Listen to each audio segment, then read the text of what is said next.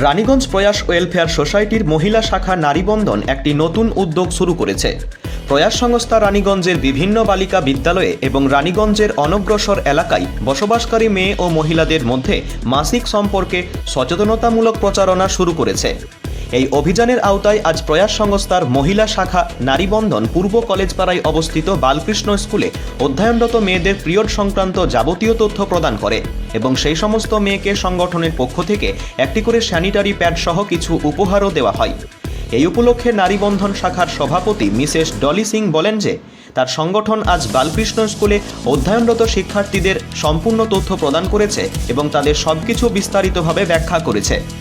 हमारा जो प्रोग्राम आज था बेसिकली वो नारी वंदन पे था। हमारा जो संस्था है NGO प्रयास फाउंडेशन, हमारा कार्यक्रम आज था कि जो रानीगंज में जो पिछले इलाके हैं, जो लड़कियां बच्चियां जिन्हें मासिक धर्म के बारे में बिल्कुल भी जानकारी नहीं है, हमारे संस्था की तरफ उन्हें जानकारी दी गई है।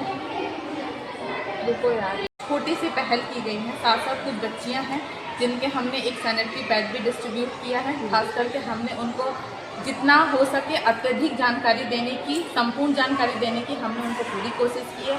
साथ में बच्चों को प्रेरित किया है कि वो अपने माता पिता के साथ घर पे इस चीज़ों के बारे में बात करें। इनमें किसी भी तरीके के शर्माने की कोई भी ज़रूरत नहीं है। और ख़ास करके इस प्रोग्राम में हमारी जो अध्यक्ष श्रीमती डॉली जी ने उन्होंने हमें बहुत ही ज़्यादा सहयोग किया है।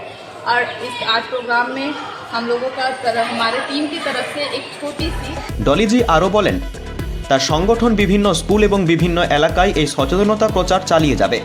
আজকের কর্মসূচিতে উপস্থিত ছিলেন সংগঠনের মহিলা শাখার সভাপতি মিসেস ডলি সিং, রীতা সাউ, পূজা মাহাতো, পুনম রাউত, মৌসুমী দাস, অনিতা শর্মা, মমতারাম, অ্যাডভোকেট নেহা সাউ, পূজা বাউরি, বালকৃষ্ণ স্কুলের সকল শিক্ষক এবং সংগঠনের সকল মহিলা সদস্যরা।